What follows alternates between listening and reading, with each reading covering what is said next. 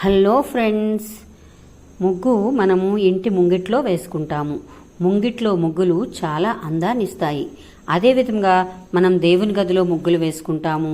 ఇంకా తులసి కోట దగ్గర కూడా మనం బియ్యపిండితో ముగ్గులు వేసుకొని పసుపు కుంకుమతో అలంకరించుకుంటాము.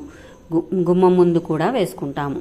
ఈ విధంగా వేసుకోవడం వల్ల మనకి మన ప్రయాణాలు అన్నీ శుభకార్యాలుగా మారుతాయన్నమాట. అందువలన మన హిందూ సాంప్రదాయంలో ముగ్గు అనేది ఎంతో ప్రాధాన్యత సంతరించుకుంది. అయితే మన ఇంటికి ఈశాన్య మూలలో ముగ్గు వేసుకోవడం వల్ల కూడా ఎన్నో లాభాలు ఉన్నాయని తెలుసుకోవచ్చు. ఏంటంటే మన ఇంట్లో ఏవైనా చిన్న చిన్న వాస్తు దోషాలు ఉంటే ఈ విధంగా మనం ఈశాన్యం మూల ముగ్గు వేసుకొని పసుపు కుంకుమలతో అలంకరించుకోవాలన్నమాట.